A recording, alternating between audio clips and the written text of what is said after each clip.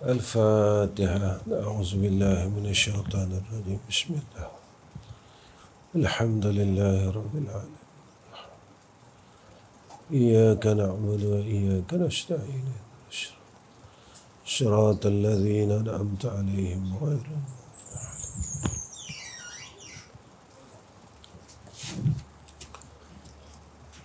السلام عليكم ورحمة الله وبركاته.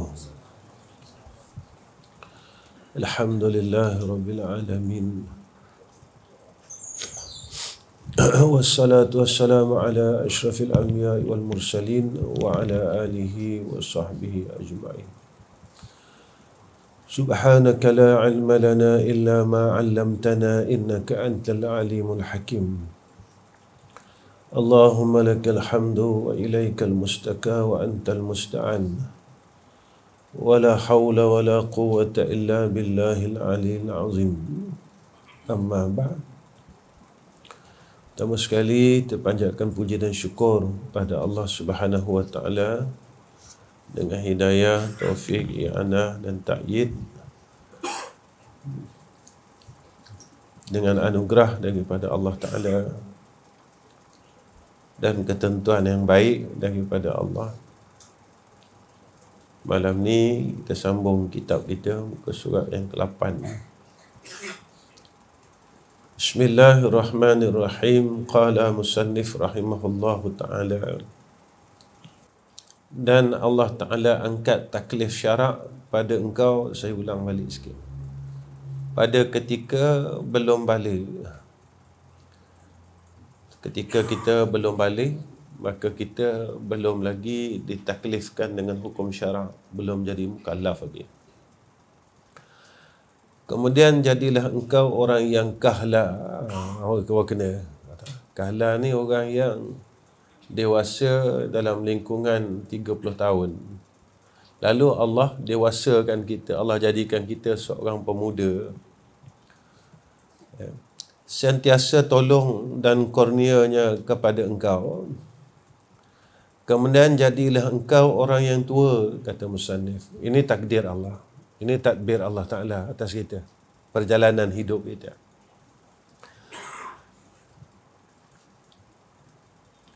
Kemudian berhadapan kau kepada Allah Ta'ala.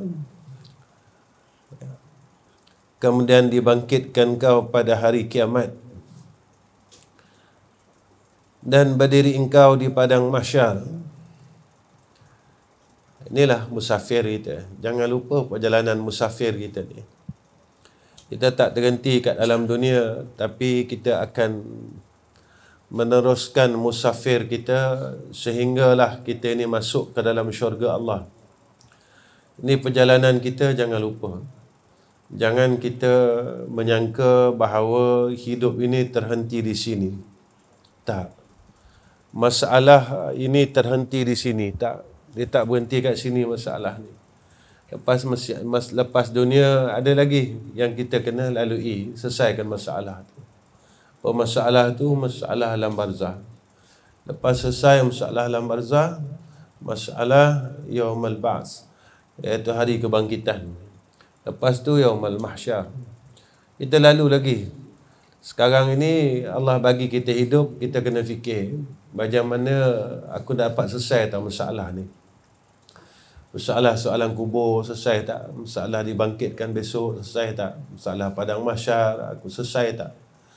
Sebab itu kena berusaha untuk kita fikir dari sekarang. Allah bagi kita hidup ni supaya kita ada akal untuk kita fikirkan, untuk kita dapat selesa dalam perjalanan kita di padang mahsyar. Macam mana kita nak selesaikan? Jadi orang yang disebutkan oleh Nabi 7 golongan yang mendapat naungan arasy Allah. Berusaha tuan-tuan cari hadis tu, hadis 7 golongan yang mendapat naungan arasy Allah, dan berusaha ke arah golongan-golongan itu. Ya. Golongan yang mendapat naungan arasy tadi. Supaya di sana kita kurang masalah. Ya. Macam mana nak beratkan mizan? Kena fikir dari sekarang, kena berusaha dari sekarang. Bila kita ada usaha daripada sekarang, kita selamat. baru kita dalam keadaan yang selamat. Dunia ni tuan-tuan ada cerita dia. Akhirat ada cerita dia, kubur ada cerita dia, mahsyar ada cerita dia. Sebab itu jalan cerita itu telah disiapkan oleh Allah Subhanahu Wa Taala. Kita sebagai hamba kena ada dua sifat. Kata ulama, dua beradik ini. Apa dia? Harap dan takwa. Cerita ni Allah dah selesaikan. Allah dah beritahu kita cerita ni. Kita sebagai hamba perlu apa kita buat? Kita kena ada harap, kita kena ada takwa. Macam besok, kita dah ada rancangan nak buat apa. Tapi kita tak tahu apa perancangan Allah. Jadi kita sebagai hamba berharap. Macam saya tuan-tuan. Hari Senin saya nak balik ke rumah saya. Ini perancangan saya. Hari Senin saya nak balik. Ini perancangan saya. Tapi saya tak tahu takdir Allah. Saya boleh balik ke? Saya tak boleh balik ke? Saya sampai rumah ke? Saya tak sampai rumah ke? Saya tak tahu. Kita sebagai hamba perlu buat apa? Hari ini pula kita kena tahu hak kita. Ketika itu bila kita ada perancangan, waktu tu ada pengharapan dan doa. Ya Allah, aku nak balik pada hari Senin ni. Selamatkan perjalanan aku.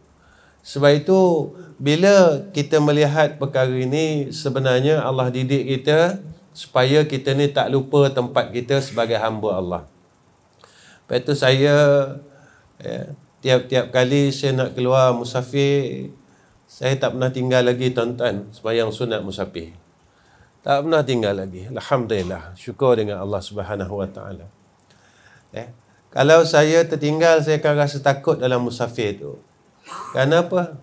Kerana tidak ada doa sebelum perjalanan saya. Sebab itu, kita sebagai hamba Allah, harap dan takut ini kena ada. Kalau dalam hidup, dalam takdir, apa yang kita takutkan? Iaitu, kita takut Allah kurniakan kepada kita takdir yang tak baik. Sebab itu tuan-tuan, kita sebagai hamba kena ada pengharapan. Dan takwa ini dua beradik, dua sifat. Dua beradik ini tak boleh pisah. Kata ulama, dia suruh kita pegang, suruh kita jadi hamba Allah betul-betul. Jangan kita bertuhankan diri kita. Aku ada kereta yang bagus, kira selamat. Jangan. Aku ada duit yang banyak, aku boleh buat apa saja. Jangan. Jangan bertuhankan diri, jangan bertuhankan harta, jangan bertuhankan kekuatan, jangan bertuhankan pengetahuan. Kita jangan lupa yang kita tidak akan mampu buat apa-apa tanpa pertolongan daripada Allah Subhanahu Wa Taala. Yang ini yang nak diingatkan, yang harus kita letak dalam jiwa kita, hati kita, roh kita. Sebab itu tatkala roh kita ni mula dipandang oleh Allah, maka kerja badan ini diterima oleh Allah. Tapi kalau roh ini tak dipandang oleh Allah, kerja badan kita ini tak diterima oleh Allah Ta'ala. Pertama tempat akan dipandang adalah kerja roh, kerja qalbun. Lepas itu semayang orang munafik ni Allah tak terima. Kerja badan dia cantik. Semayang, puasa, tapi rohnya Allah tak terima. Qalbunnya Allah tak terima. Sebab kerja rohnya tak kena, tak tepat. Perbetulkan kerja roh. Itu kalau kita dengar cerita Abdullah bin Ubay ini tadi, dia semayang. Ikut Nabi, semayang belakang Nabi, tuan-tuan. Kalau kita tengok pada zahirnya cantik lah. Memang cukup cantik. Tetapi rohnya tidak diterima oleh Allah Subhanahu Wa Taala. Kerana dia tidak membenarkan Allah dan tidak membenarkan Sayyidina Rasulina Muhammad sallallahu alaihi wasallam. Sebab itu tuan-tuan, proses untuk kita jaga roh kita. Proses kita untuk istiqamah dalam syahadah kita yang pertama dulu, seperti mana di dalam Al-Quran. Alastu bi rabbikum qalu bala syahidna. Adakah aku di Tuhan kamu? Kita semua jawab, ya, ya Allah. Ini syahadah kita yang pertama. Syahadah kita yang pertama. Sebab itu, kita jangan lupa tempat kita. Kenapa kita lupa? Sebab mula bila kita ada kurniaan daripada Allah, kita lupa. Kita ada ilmu, kita lupa. Yang tu kita rasa kita pandai. Kita ada harta, kita lupa. Yang tu kita rasa kita kaya. Kita lupa yang maha kaya ni Allah Ta'ala. Kita lupa yang bagi kita kaya ni Allah Ta'ala. Sebab dulu kita tak ada apa-apa. Tuan-tuan tanya orang alim, apakah dia daripada kecil dia alim? Tak. Saya bodoh, dia kata. Dia cerita kisah dia mengaji macam ni.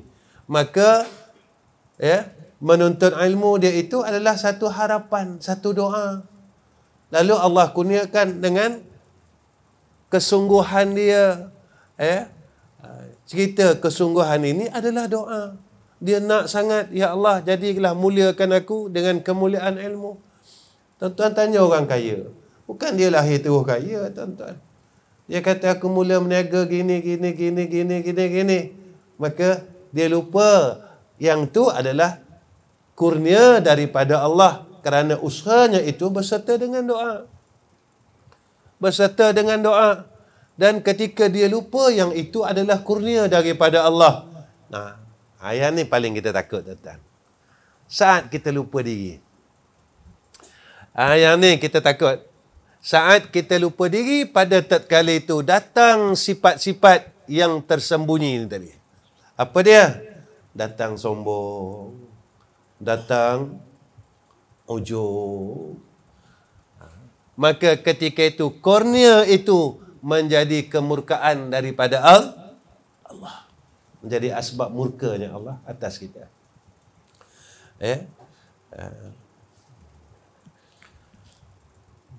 Ya Allah.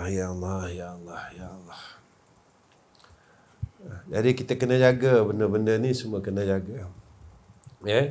Jangan tinggal, tuan-tuan. Kalau musafir, jangan tinggal sembahyang sunat musafir. Kita ni, tuan-tuan, nak tahu kita ni belagak tak belagak ketika kita lupa Tuhan. Ni tuan-tuan. Masa tu kita tak sedar yang kita sedang belagak, tuan-tuan. Belagak ni cakap kasarnya, cakap halusnya sombong. Itu dia. Saya pernah jumpa orang ada duit tapi tak boleh pergi umrah, tak boleh pergi haji. Ada? Duit dia banyak, tuan-tuan. Tapi bila saya tanya, tuan dah pergi umrah? Tak pernah. Tuan dah pergi haji? Tak pernah. Dia kata, kenapa? Tak tahu, dia kata. Jadi orang boleh buat haji, orang boleh buat umrah ni sebab ada duit tak? Tak. Kalau kita nampak, belum tentu orang ada duit boleh buat haji dan buat umrah. Kita tengok benda lain. Belum tentu orang sihat boleh semayang. Takkan kita nampak pada haji je, pada umrah saja. Belum tentu orang ada duit boleh keluar zakat. Sebab zaman yang Nabi sebut, hampirnya qiyamah, zakat ni jadi hutang. Ramai orang takut nak keluar zakat. Sebab apa? Dia rasa kalau dia keluar zakat, dia rugi. Dia rasa kalau dia keluarkan zakat yang wajib, dia rugi. Macam mana aku nak lari dari kerugian ini? Padahal janjinya, orang yang mengeluarkan zakat ini tak pernah rugi. Sama ada zakat yang wajib. Kita keluarkan harta kita. Ini yang Allah ajar, tuan-tuan. Tapi ketika kita mula rasa, yang ni aku punya, yang ni aku, yang ini aku, dan itu aku, dan ini aku. Ketika itu, kita terhijab daripada banyak perkara. Kita dihijab dengan banyak perkara. Sehingga kan kita tidak melihat pada hakikat yang sebenarnya. Itu dalam kitab Hikam kan disebut. Kalau tak silap saya, dalam kitab Hikam disebut, alangkah herannya aku, kata Musanif tu. Alangkah herannya aku. Kita boleh tidak memandang kepada Allah Subhanahu Wa Taala. Padahal dia yang maha zahir. Kita tak boleh nampak. Kita boleh lupa Allah. Lepas tu bila kita nak buat sesuatu, kita rasa kita mampu buat tanpa kita semayang sunat istikharah. Saya mampu buat ini, saya mampu buat itu, sebab saya ada kawan, saya ada apa. Apa salahnya kita bertanya kepada Allah? Apa susahnya kita sujud tuan-tuan dengan semayang sunat 2 rakaat, bertanya kepada Allah, ya Allah, aku nak pindahkan anak aku sekolah. Pada fikiran aku, sekolah ni tak bagus, aku nak pindah tempat lain. Tunjukkan pada aku, ya Allah. Ya Allah, aku ni nak kahwin dengan perempuan ini yang aku suka dalam hidup aku. Ya Allah, boleh tak engkau tunjukkan apakah kesukaan aku ini sama seperti mana kesukaan engkau, ya Allah. Sebab apa? Sebab kita bukan orang bagus. Kita takut suka kita itu atas dasar nafsu. Dan nafsu kita tak selesai. Nafsu kita nafsu yang tak pernah selesai. Apa salahnya kita tundukkan diri kita, tanya Allah, ya Allah aku nak buat ni, ya Allah aku nak buat ni, ya Allah aku nak pindah rumah. Saya pernah jumpa satu hamba Allah. Ustaz, saya pindah rumah Ustaz. Dulu rumah saya dekat dengan surau.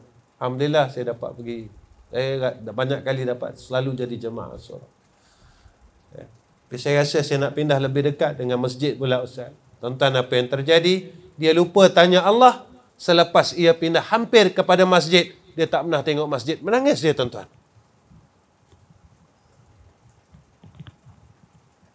Dia jumpa saya balik, saya menyesal, saya pindah rumah dan saya jual rumah ni Ustaz. Saya cakap satu je. Saat kita membuat keputusan mengikut nafsu kita dan rasa kita yang belum beres, dan kita terlupa yang kita ada Allah. Nafsu kita ni tak pernah kenyang tuan-tuan. Dan kita terlupa tentang adanya Allah dalam hidup ini. Apa salah kita tanya dengan Allah? Macam anak-anak kita, saya nak belajar sana, saya nak belajar sini, saya nak belajar situ. Saja saya nak kongsi pasal semayang sunat istikharah ni tuan-tuan. Tuan-tuan tolong doa ya, insya-Allah bulan depan saya nak ke Madinah. Bulan depan insya-Allah tolong doa ya. Jadi kebetulan tuan-tuan pada tarikh 10 hari bulan anak saya nak ada temu duga untuk ke Tarim. Dan anak saya ikut. Insya-Allah. Dia tanya saya, ya, apa pandangan ayah? Adik nak pergi Madinah ke? Adik nak pergi temu duga Tarim? Saya cakap bertanyalah dengan Allah. Saya kata. Bertanyalah kepada Allah Subhanahu wa ta'ala. Cuba jawapan saya satu. Saat engkau ingin menuju kepada buminya Ahlul Bait, apa salahnya engkau menemui akan insan yang bernama Sayyidina Rasulina Muhammad sallallahu alaihi wasallam. Apa salahnya engkau jumpa dia dulu? Engkau jumpa Sayyidina Rasulina Muhammad sallallahu alaihi wasallam. Kau tanyalah kepada Allah. Mudah-mudahan dengan syafaat engkau akan berada di dalam keberkatan hidup selama engkau hidup yang dikurniakan oleh Allah Subhanahu wa taala. Apa salahnya kita tanya dengan Allah, kita tundukkan diri kita nak buat satu benda. Kita nak lakukan suatu perkara. Tuan-tuan, secara tidak sedar kita ada sifat kesombongan dalam diri kita. Sombong yang terlalu halus. Sombong yang sampai kita tak nampak, ya Allah, aku ni masih sombong lagi. Ini yang kita takut, tuan-tuan. Cukup kita takut. Kita tak sedar yang kita sedang berlagak. Kita tak sedar yang kita sedang sombong. Ya. Tuan-tuan, alah tuan-tuan, hidup ni tak lama pun. Saya pun tak lama lagi pergilah jumpa Allah Ta'ala. Ya. Tak lama lagi lah tuan-tuan. Ya. Kawan-kawan kita dah banyak dah. Jemaah ni surau kita kan. Tuan guru kita, ayah awal, dah pergi dah. Saya kalau datang surau ni, saya selalu terbayang-bayang. Tuan guru kita duduk tepi situ. Antara insan yang paling tawaduk yang saya pernah jumpa dalam hidup saya. Antara kisah memori yang saya tak pernah lupa, tuan-tuan. Tuan guru selepas daripada kuliah satu hari, dia lepas semayang, dia hadap lutut dengan saya, tuan-tuan. Masa tu dia bacakan, kalau tak silap saya, ayat surah Taubah 128, 129. Dia tulis, tuan-tuan. Laqad ja'akum rasulun min anfusikum azizun 'alaihi ma anittum harisun 'alaikum bil mu'minina raufur rahim. In tawalla faqul hasbiyallahu la ilaha illa huwa 'alaihi tawakkaltu wa rabbul 'arsyil 'azim. Tuan-tuan tahu apa yang Tuan Guru Ayah Awal buat? Dia hadap, dia jumpa lutut dengan saya, dia kata, Ustaz dengar ya, saya baca salah ke betul? Tuan-tuan, yang saya nak tuan-tuan ambil ilmu yang besar pada almarhum ialah tawaduknya. Yang kita semua nak belajar daripada almarhum bukan kitab yang bersusun ini, tuan-tuan, tapi yang kita nak belajar daripada dia adalah rendah diri dia. Buang sombong kita, cukuplah.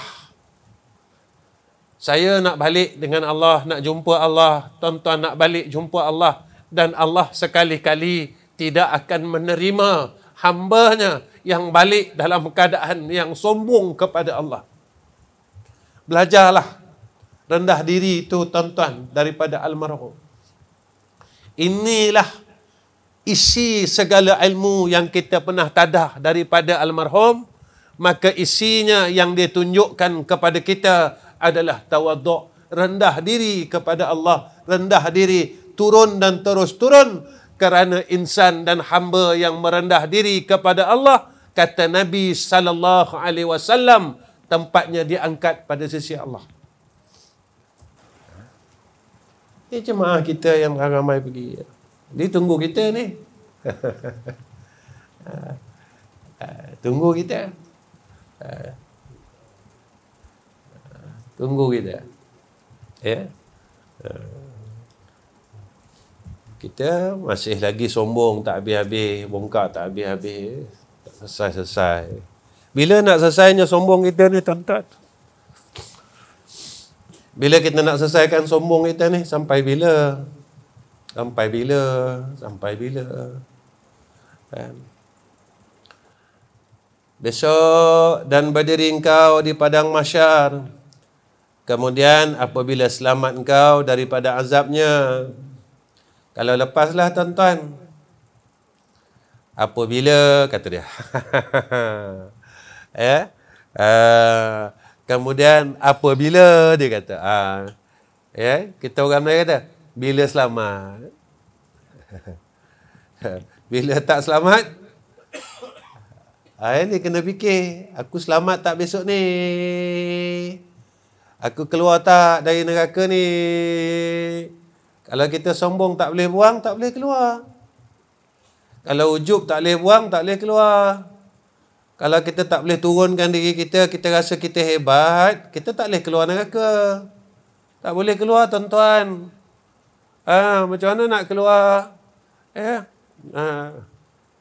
Saya baca Quran hari-hari, tapi kena buang sombong. Sebab sombong dalam neraka. Ya. Buang sombong dulu. Buang sombong dulu. Kita boleh rendah diri. Ya. Buang. Jadi orang baik. Ya. Itu yang selalu saya pesan. Kita mengaji ni bukan nak alim, tuan-tuan. Bukan nak alim. Ya. Kita mengaji ni nak jadi orang yang baik. Bukan kita nak megah dengan saya dah mengaji kitab ni, ini guru saya ni, guru saya ni, guru saya ni. Jangan. Tak guna. Ya. Itu dia. Yang kita nak kita baik tak? Yang kita nak kita sedar diri tak? Yang kita nak kita tahu tak diri kita ni? Kita sedar tak siapa aku ni? Kita sedar diri kita ni macam mana? Aku ni salah tak? Aku dah keluar dari neraka tak? Aku boleh tak masuk syurga Allah? Ataupun aku tak boleh langsung masuk syurga Allah? Apa yang menghalang aku daripada untuk layak masuk syurga Allah? Kita tengok diri kita. Saya tuan-tuan banyak saya jumpa orang, saya belajar. Banyak saya belajar. Imam kita Syekh Mesir ya. Imam kita Syekh Mesir ya. Mesir. Belajar dari dia, tuan-tuan. Tuan-tuan nampak dia macam tu kan? Saya tak nampak alim dia.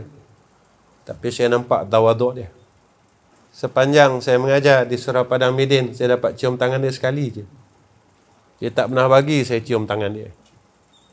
Saat saya boleh cium tangan dia sekali, tuan-tuan, dia beristighfar kepada Allah Subhanahu wa taala.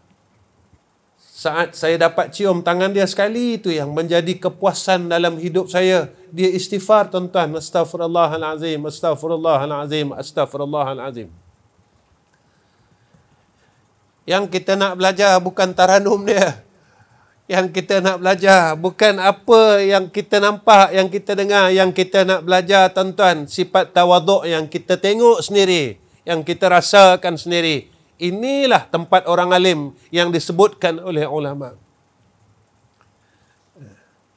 Cari, tuan-tuan, orang-orang macam ni cari ya. Jangan tunggu murid je susun kasut guru. Tuan-tuan kena cari guru yang susun kasut murid. Tuan-tuan jangan tunggu murid je belanja guru. Tuan-tuan kena cari guru yang dia berebut nak belanja murid dia. Tuan-tuan jangan tunggu murid yang memberi hartanya kepada gurunya. Tuan-tuan kena cari guru yang memberi harta kepada muridnya. Tuan-tuan jangan tunggu guru yang mengajar muridnya. Tetapi tunggu dan tengok, cari guru yang boleh belajar daripada muridnya. Sebab zaman ni dah tak ada, dah kurang, tinggal sikit.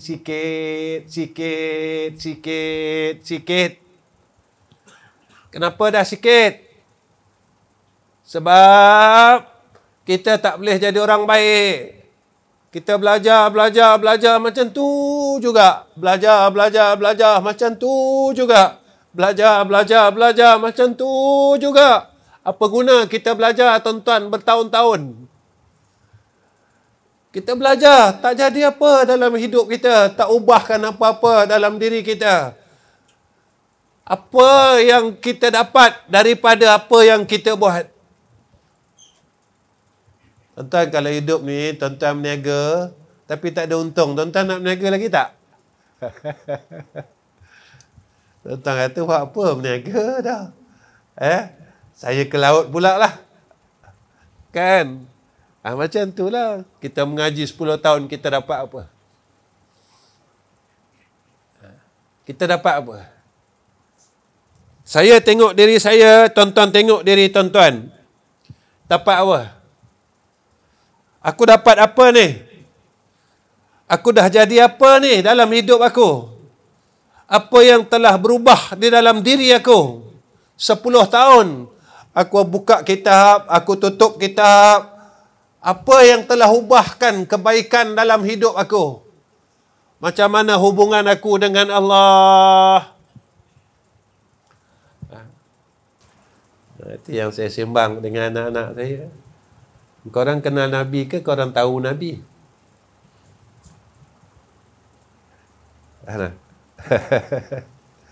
Kenal Nabi ke tahu Nabi? Nabi bangsa Quraisy, nama Nabi Muhammad Ibn Abdul, itu tahu Nabi. Kenal Nabi macam mana? Saya tahu almarhum ayah orang. Saya kenal ayah orang. Macam mana saya kenal ayah orang? Saya sayang dia. Almarhum dah meninggal banyak tahun. Ikhlas ni Muhammad. 5 kali dah mimpi ayah orang. Arwah ayah. Panjang dia meninggal 5 kali tuan-tuan mimpi dia. Pagi tadi saya kuliah duha. Orang surau tanya saya pasal arwah Ustaz Murtada. Tuan-tuan kenal kan? Ustaz Murtada. Saya cerita sikit pasal dia malam ni. Ustaz Murtada ni sampaikan Allah muliakan dia, jenazah dia disemayangkan oleh siapa nama ulama tu? Ulama Syria. Tentang kenapa dia dapat macam tu? Saya cerita sikit. Almarhum ni seorang anak yang baik.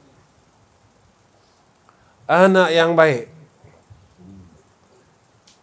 Dia tak pernah tinggalkan ayahnya, dan tak pernah tinggalkan ibunya, dan tak pernah tinggalkan adik-beradik dia. Tak pernah tinggal, tuan-tuan. Setiap hari dia akan selesaikan segala keperluan keluarganya, ayahnya, ibunya. Kalau saya cakap bohong, tuan-tuan tanya adik kepada almarhum Ustaz Yaakob Yusra. Baiknya tak baik saya ni cuma orang panggil ayah angkat aja, tuan-tuan. Dia nak beli tanah untuk buka madat ni, tuan-tuan, dia tanya saya boleh tak ya? Dia nak berhenti kerja, dia tanya saya, padahal dia orang alim, tuan-tuan. Ustaz Murtada ni alim lagi pada saya, almarhumnya lebih alim daripada saya. Dia tanya saya jawab apa? Saya kata, Murtada, untuk buat sesuatu perkara jangan tinggalkan Allah, tanya Allah. Saya ringkas, tuan-tuan. Masa dia ICU lepas aksiden, saya nak pergi tengok dia, malam tu saya mimpi. Dia datang jumpa saya, tuan-tuan, mimpi tu dia kata apa? Saya tanya, Murtada sihat? Dia cakap apa? Ya, saya sihat ya. Itu dia cakap apa dengan saya, tuan-tuan? Kata, Murtada nak balik ya, dia kata. Saya ziarah dia, tuan-tuan, ketika masa dia di ICU. Masa tu saya cakap dengan dia, Murtada, ayah sampai. Saya nampak ibu jari telunjuknya itu bergerak sikit. Tak silap saya, 2 hari selepas itu dia pergi menemui Allah Rabbul Izzah. Tuan-tuan, bila Allah sayang seseorang, walaupun selepas kematiannya Allah kabulkan hajatnya. Apa yang saya nak cerita dengan tuan-tuan, kembalilah kepada Allah dan jangan tinggalkan Allah. Maka Allah Subhanahu wa ta'ala akan angkat tempat kita di dunia lagi. Masa hidupnya, tuan-tuan, dia pernah cakap dengan saya, ayah, kalaulah besok surau yang saya buat ini siap, ayahlah orang yang pertama yang akan bagi kuliah. Dan hajatnya pada masa dia hidup, tuan-tuan, tak sampai selepas kematiannya. Ia berlaku, tuan-tuan. Saya orang pertama selepas siap bangunan yang mula-mula sekali. Tuan-tuan, saya nak beritahu, kalau kita ni tak lupa Allah Ta'ala, Allah Ta'ala tak akan lupa kita. Kita jangan lupa dia. Nak buat apa pun jangan lupa dia. Ya, tuan-tuan? Ini kita mengaji ni. Jangan lupa dia. Tuan-tuan nak buat apa, jangan lupa dia. Ya? Allah tak lupa kita nanti. Allah tak tinggalkan kita nanti. Percayalah. Ya? Ingat tu. Saya kongsi cerita ni sebab saya nak bagi tahu tuan-tuan tentang kemuliaan amalan yang dia buat. Tuan-tuan nak tahu lagi apa kemuliaan dia, tanya keluarga dia. Saya cuma ayah angkat je. Dia panggil saya ayah macam tu. Macam dia orang ni. Dia orang panggil saya ayah. Ya. Macam itulah tuan-tuan. Ya, baik. Apabila selamat engkau dari azabnya, dimasuk engkau ke dalam syurga. Dan duduklah engkau pada tempat awliya-Nya. Mana apa? Kekasih Allah. Sebab orang yang Allah kasih aja boleh masuk syurga tanpa melalui neraka Allah. Kalau nak jadi kekasih Allah, lepaskan diri dari neraka. Jangan lalu neraka lah tuan-tuan. Jangan lalu neraka lah. Tempat kekasih Allah aja yang tak lalu neraka, nak pergi syurga. Kan Nabi kata kalau kita ada iman walaupun sebesar zarah masuk syurga. Tapi yang kita tak nak ni, kita masuk neraka dulu. Kita lalu neraka. Rupanya orang yang tak lalu neraka ni, orang ni kekasih Allah. Kekasih Allah. Apa kita nak ambil cerita ni? Dalam hidup ni, kalau nak jadi kekasih Allah, tuan-tuan, jangan lalu, jangan pergi, jangan singgah tempat yang boleh menjadi asbab kita masuk neraka. Jangan buat perkara yang menjadi asbab kita masuk neraka. Ini dalam hidup ni. Tempat yang boleh bawa kita masuk neraka, jangan pergi dah. Cukup dah. Sebab apa? Sebab sebelum ni kita dah pergi. Masa muda dulu kita dah pergi dah, kan? Tempat-tempat tu, tempat-tempat yang tak bagus ni, kan? Tempat kan? Sekarang ni kita dah ada ilmu, dah tahu. Orang cerita tempat tu cantik lah. Tempat yang cantik tu, tempat yang jalan ke syurga ke, jalan ke neraka. Menjadi asbab aku masuk neraka ke atau tak? Menjadi asbab aku masuk syurga ke tak? Kalau macam tu mana ada tempat yang cantik lagi? Ada. Yang boleh menjadi asbab kita masuk syurga. Mana tempat tu tuan-tuan? Tempat yang cantik menjadi asbab kita masuk syurga. Mana tempat tu? Saja saya nak tanya tuan-tuan. Alah, kita rehat-rehat lah. Saya rehat-rehat. Mana tempat tu? Cuba beritahu saya. Di mana? Madinah, bang. Tempat tu cantik. Itu malam ni saya nak serulah. Kalau masih belum sampai, ya, kita usaha macam mana pun kita kena sampaikan juga. Kenapa Ustaz cakap macam tu? Sebelum sampainya masa yang Nabi cakap musnahnya bumi Madinah. Kenapa nak sampai juga? Sebab aku kena korbankan duit aku kena tinggalkan urusan perniagaan aku kena tinggalkan semua perkara dunia aku untuk aku jumpa Rasul, untuk aku jumpa Nabi. Tuan-tuan, kalau kita tak boleh korbankan duit kita sayang ke? Tahu lain, sayang lain. Tahu lain, kenal lain. Kita dah pergi ride motor, pergi Thailand dah banyak kali dah ni. Kenapa tak boleh? Tak ada berkira pun. Tak berkira pun.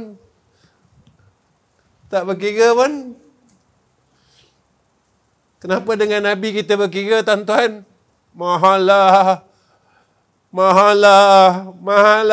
Tuan-tuan, apakah kita mengeluh untuk kita menemui insan yang banyak berkorban untuk kita, dan dia tinggalkan semua benda ni sehingga kita dapat mengenal Allah Subhanahu wa taala. Apakah kita sanggup berkira kepada insan yang menunjukkan kita kepada Allah Rabbul Izzah? Tuan-tuan, siapa yang tunjukkan kita kenal Tuhan? Ha? Siapa yang tunjuk kita kenal Tuhan? Nabi.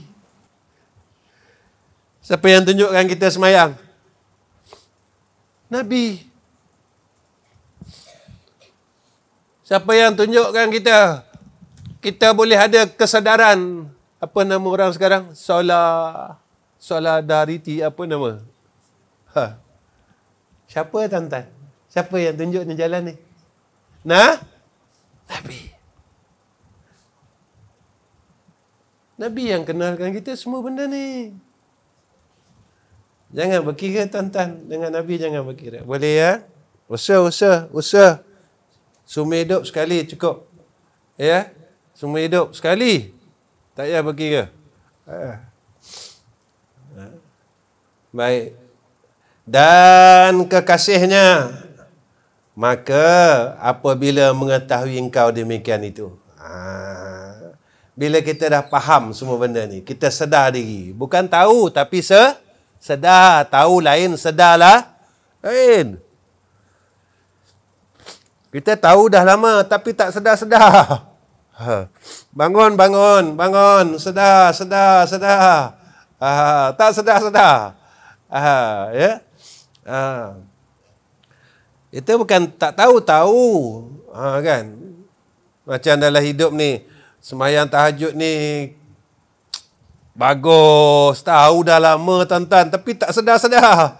Sedar-sedar subuh. Tapi bulan Ramadan kita boleh sedar. Sebab apa? Sahur.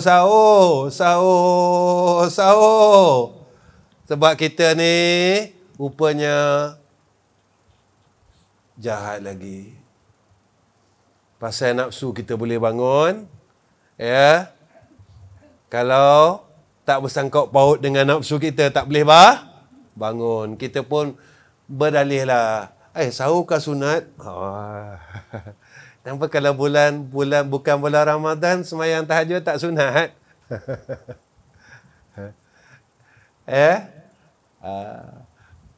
Kalau tak sahur rasa rugi sangat, betul tak? Ruginya tak boleh sahur, tak dapat sunat. Tak? Ada tak rasa ruginya tu? Ruginya tak boleh bangun malam. Tak ada pun. Tak apalah, dia kata Allah tak bagi, malam esok ada lagi. Yang saya takut apa? Malam esok ada lagi. Takut malam esok kita tak ada lagi. Tak? Ya? Baik. Tapi saya rasa saya mati dululah pada tuan-tuan. Saya rasalah.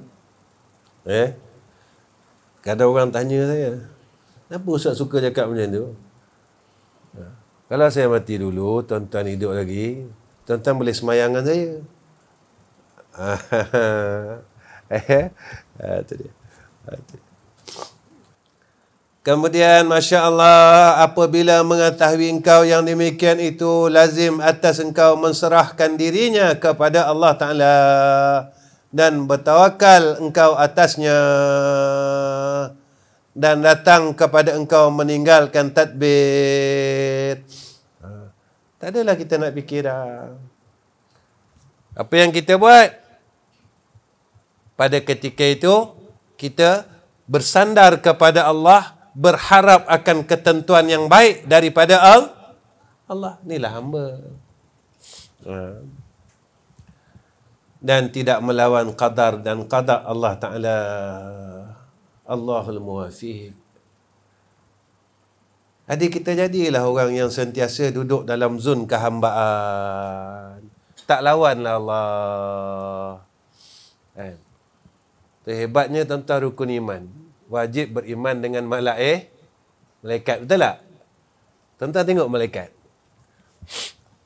Jibril, kerja dia menyampaikan wahyu.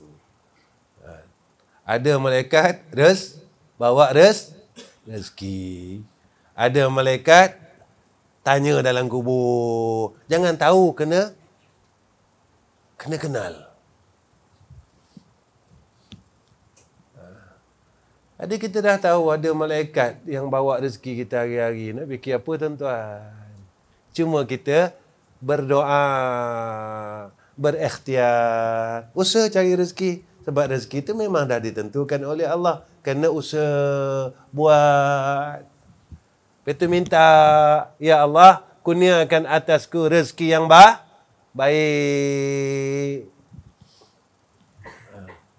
Ada malaikat muka nakir. Apa nak buat? Aku kena yakin ni. Kena benarkan. Besok dalam kubur ada malaikat yang akan tanya aku soalan kubur. Boleh lepas tak ni? Kat sana tak boleh menipu tuan-tuan. Macam kita balik surau, tiba-tiba ada polis. Sebab apa tak pakai tepi kedah? Baru balik masjid tuan. Padahal balik masjid lama dah, minum kedai kopi dulu. Dia cerita dia baik dulu. Nak cerita hak baik. Dia nak nipu kat ni. Sebab mulut yang biasa menipu, dia akan spontan menipu. Kita nak tahu diri kita tuan-tuan. Benda yang berlaku atas hidup ni, itulah aku. Baik. Nanti bila kita percaya, kita bersedia. Bersedia nak jawab soalan-soalan itu. Kita tahu ada malaikat maut. Ini kena beriman dengan malaikat. Apa persiapan aku nak jumpa malaikat maut?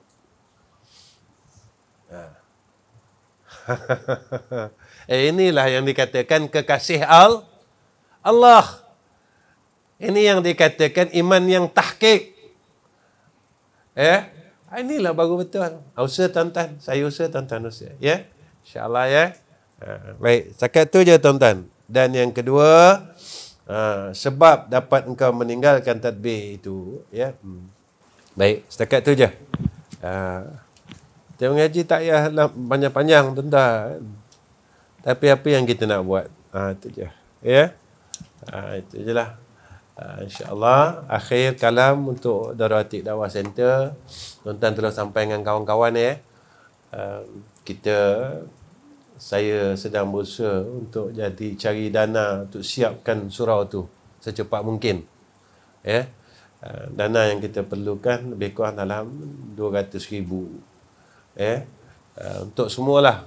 Untuk PA system, untuk kapetnya, untuk pintunya, tingkapnya, untuk semualah yang kita nak siapkan secepat mungkin tuan-tuan.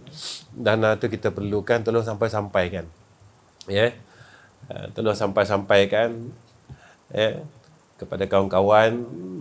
Mana tahu mereka ada hati untuk berkorban demi agama Allah. Kita tak sanggup macam kawan kita di Palestin. Kita tak sanggup.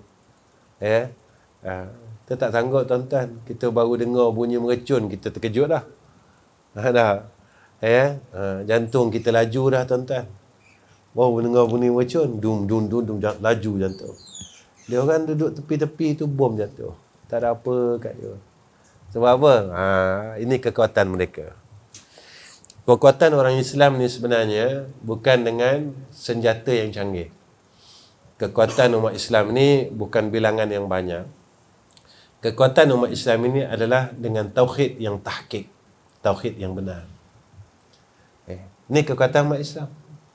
Itu umat Islam menakluki Rom dan Parsi dulu bukan dengan kuda yang gagah, bukan dengan tentera yang banyak, tapi dengan tauhid.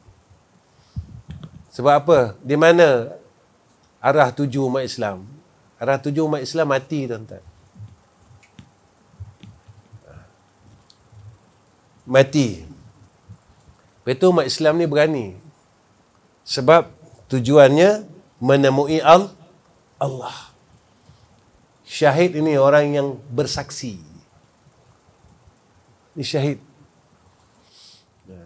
Orang yang mati dalam benar penyaksiannya kepada Allah dan Rasul. Orang yang mati dalam keadaan mentauhidkan Allah.